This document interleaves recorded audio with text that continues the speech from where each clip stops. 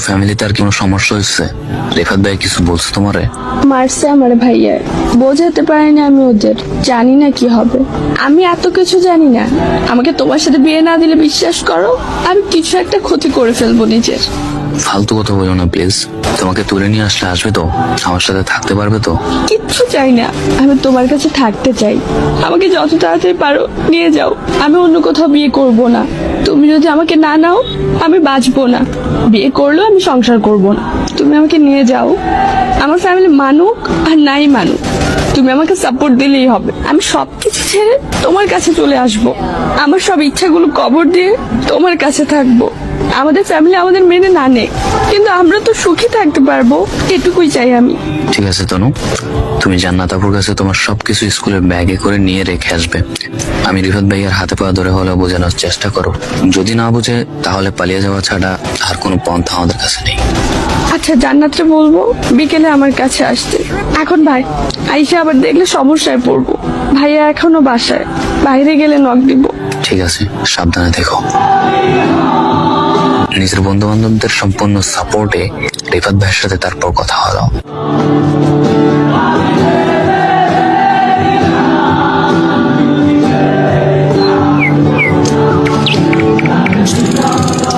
দেখুন, আমি বলবো না আপনি আপনার বোনকে উঠিয়ে নিয়ে আসবো কিংবা ভাগিয়ে নিয়ে আসবো। আমি যদি তনুরে বলি তুমি আমার সাথে চলে আসো, ও তেমন কিছুই ভাববে না, চলে আসবে আমার সাথে। তুমি হয়তো আমার ব্যাপারে খুব কমে জানো, আর আমার ফ্যামিলির ব্যাপারেও। ও জানেও যদি তোমার সাথে চলে যায় তাহলে আমরা কি কি করতে পারি, আর আমার থেকে তুমি আমার বোনকে বেশি চিনো না। দেখুন, আমি জানি তনু আপনার কলেজের বোন, কিন্তু এটাও মনে রাখবেন ওর একজন জীবনসঙ্গী দরকার। আর আপনি আপনার বোনকে যতটা চিনেন আমিও তার চেয়ে ওরে কম চিনি না। রিলেশন হয়তো আমাদের 2 বছরের, কিন্তু আমিও তনুর ব্যাপারে কম জানি না। দেখো, তুমি আমার বয়সে অনেকটা ছোট, তুমি যেসব চিন্তা ভাবনা করো এসব চিন্তা ভাবনা খামাখা।